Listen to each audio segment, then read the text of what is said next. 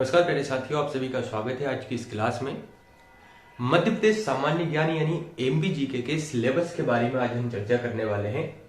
थोड़ा सा इस सब्जेक्ट के वेटेज के बारे में बात करेंगे, किस एग्जाम में इसका कितना वेटेज है और इसे पढ़ाने के पीछे क्या कारण है।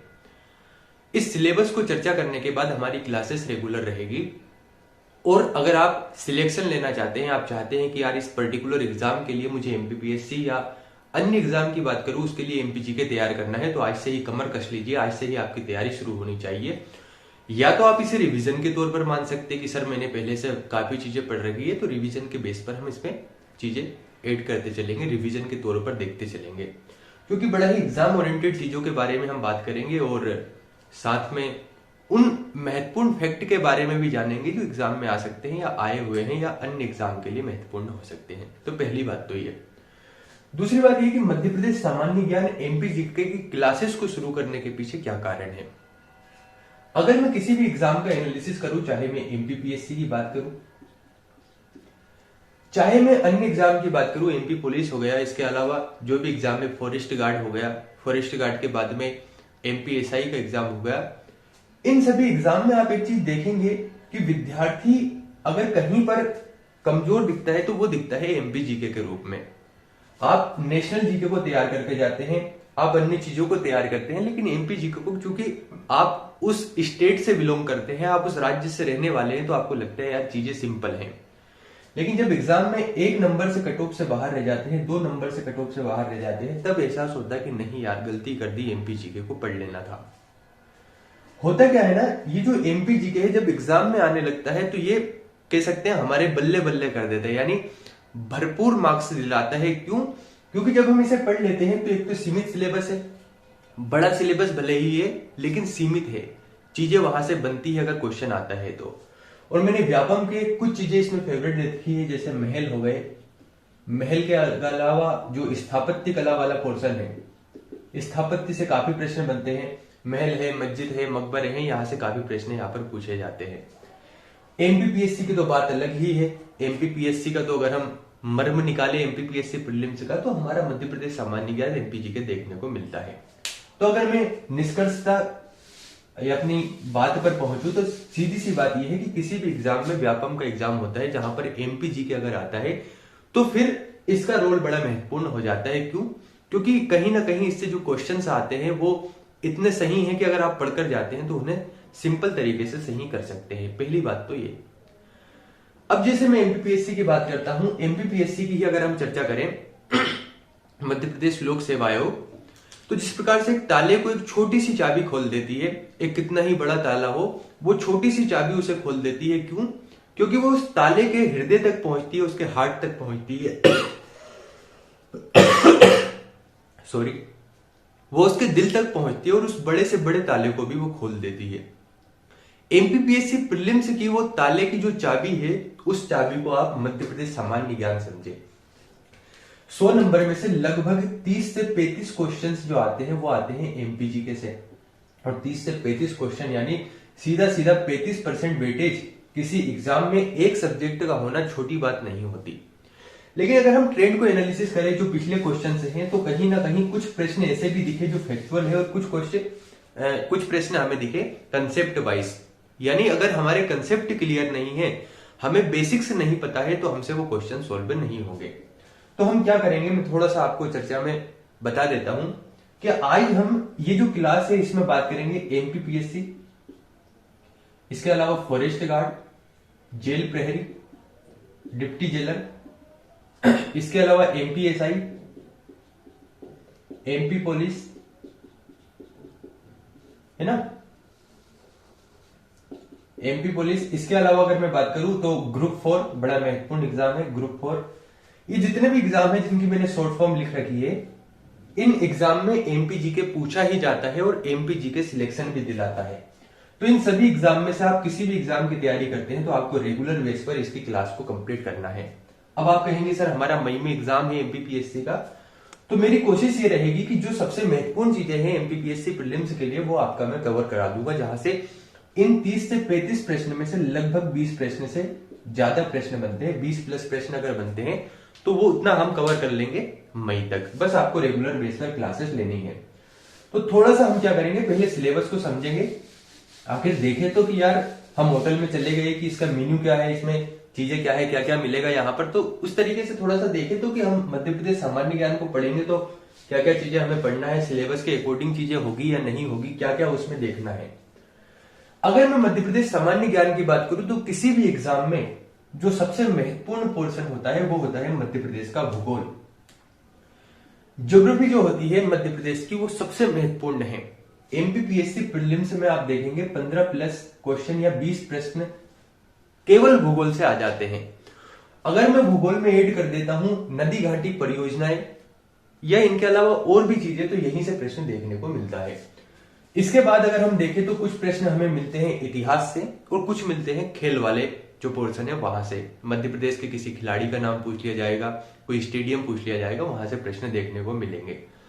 तो हम क्या करेंगे, सबसे पहले मध्य प्रदेश का भूगोल, मध्य प्रदेश की राज्य व्यवस्था और हो सकेगा तो मध्य प्रदेश के इतिहास को आपके एमपीपीएससी प्रीलिम्स के एग्जाम के पहले पहले कवर करेंगे। जितना हो जाएगा उतना तो हम कवर करेंगे। साथ में बात करेंगे उन क्वेश्चंस के बारे में जो एग्जाम में पूछे गए हैं और वो कैसे अटेम्प्ट करना होता है उसके बारे में भी हम चर्चा करेंगे। अब हम ये देख लेते हैं कि डिटेल में हम इसके में पढ़ने वाले क्या है उसके बारे में चर्चा करेंगे। अगर मैं भूगोल की बात करूं तो भूगोल में हम सबसे पहले देखेंगे मध्य प्रदेश के यहां पर पर्वत, पठार, भूगोल में ही हम पढ़ेंगे नदियां, नदियों के बाद नदी घाटी परियोजना,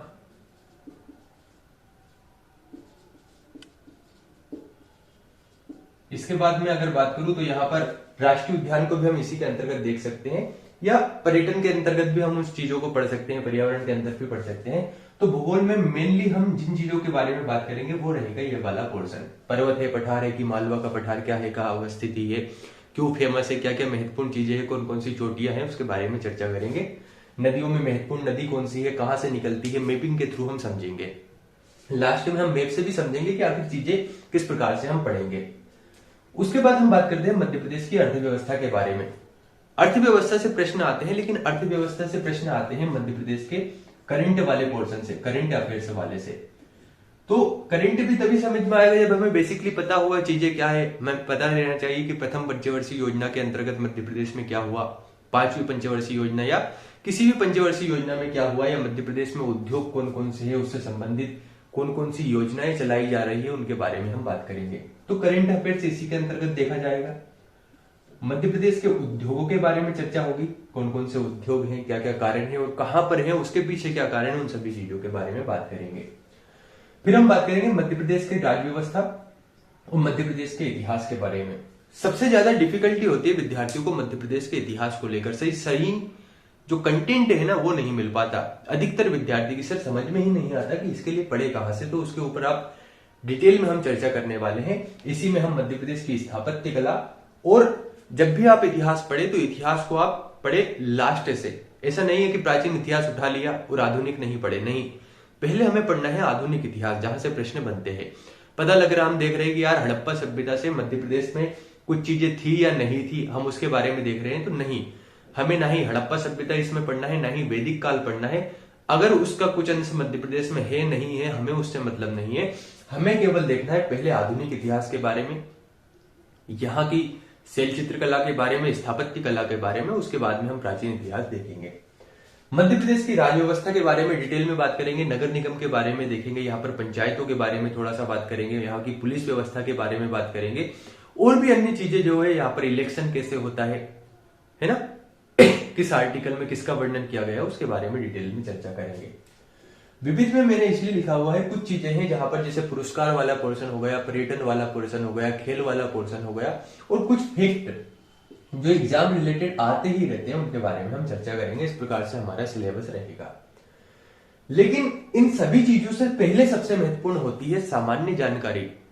भाई हमारा जो मध्य प्रदेश बना, पहले हमें पता भी तो होना चाहिए कि ये जो मध्य प्रदेश इस प्रकार से फॉर्म में आया, इस प्रकार से नए मानचित्र पर हमें देखने को मिलता है, क्या वास्तव में 1947 को जब भारत आजाद हुआ तो उस समय क्या इसकी यही अवस्थिति थी, क्या उस समय इसका इसी प्रकार का मानचित्र था, यही मैपिंग थी, या कुछ चीजें चेंजेस थी, उसके बारे में चर्चा हम करने वाले हैं।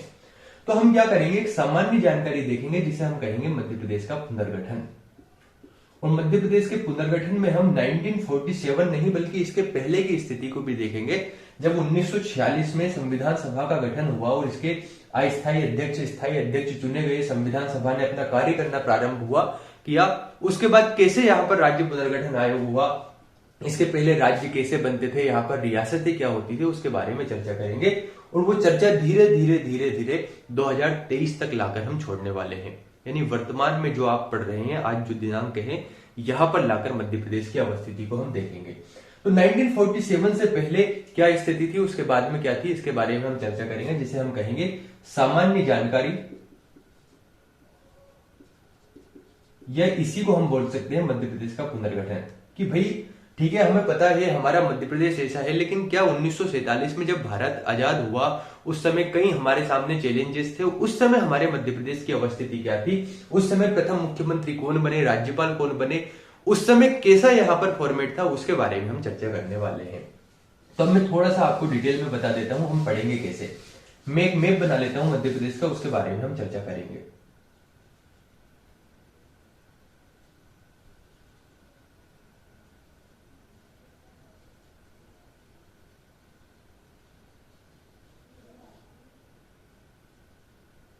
कुछ इसी प्रकार से हमें मध्य प्रदेश का मानचित्र देखने को मिलता है।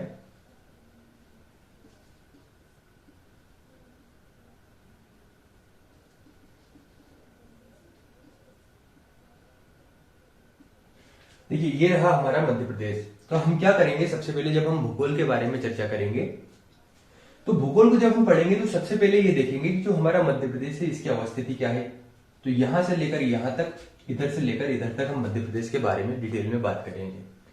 फिर हम पढ़ेंगे मध्य प्रदेश के पठार के बारे में, एक एक चीजें करके, कि ये हो गया आपका मालवा का पठार, है ना, ये हो गया आपका चंबल का उपाद्र प्रदेश, मध्य भारत का पठार जिसे हम कहते हैं, ये हो गया बुंदेलखंड का पठार, ये वाला आपका रीवा पन्ना का पठार, ये बघेलखंड का पठार। इसके बाद में नर्मदा सोन घाटी के बारे में चर्चा हो जाएगी, और लास्ट में हम यहाँ पर सतपुड़ा सेक्रेटरी के बारे में बात करेंगे। ये चीजें होगी। फिर जब यही पोर्शन हमारा मैपिंग के थ्रू हो जाएगा, मैपिंग से होता क्या है, चीजें हमें माइंड में बैठ जाती है। तो उसके बाद हम बात करने वाले हैं यहाँ पर नदियों के बारे में, कि ये नर्मदा नदी इस प्रकार से निकलती है, चंबल नदी यहाँ से निकलती हुई राजस्थान में प्रवेश करती है और मध्य प्रदेश से में पुनः प्रवेश कर यहाँ पर यमुना में जाकर मिल जाती है। यहाँ पर हम बात करेंगे वेनगंगा नदी के बारे में, है ना। वेनगंगा नदी के बाद में हम ताप्ती नदी के बारे में बात करेंगे, सिंध नदी के बारे में बात करेंगे, विभिन्न नदियों के बारे में चर्चा करेंगे। यहां पर भूगोल में हम एक और महत्वपूर्ण पोर्शन है उसके बारे में बात करेंगे, जो है खनिज संसाधन क्या है, उसके बारे में भी हम चर्चा करेंगे। मध्य प्रदेश की राज्य व्यवस्था को समझेंगे। जो पुनर्गठन वाला पोर्शन है ये हमारा राज्य व्यवस्था से संबंधित है, कि पहले मध्य प्रदेश का ये भाग क्या कहलाता था, ये भाग क्या कहलाता था, ये वाला भाग क्या कहलाता था, उसके बारे में चर्चा करेंगे। इतिहास को भी हम मैपिंग से समझने की कोशिश करेंगे। तो इस तरीके से हम मध्य प्रदेश को बहुत अच्छे ढंग से जानेंगे। तो अगर आप पहली बार चैनल पर आए हैं, आप लाइक करें, सब्सक्राइब करें, ना करें ये आपकी इच्छा के ऊपर निर्भर है, लेकिन जब आप डेली क्लासेस को ले तो बहुत ध्यान से चीजों को सुने, क्योंकि हर एक चीजें आपको एग्जाम के पॉइंट ऑफ व्यू से मिलेगी, उसके ओरिएंटेड मिलेगी। तो आज के लिए हम इतना ही रखते हैं। इसके सामान्य परिचय को देखा, कल से हमारी क्लासेस रेगुलर रहेगी। बहुत बहुत धन्यवाद।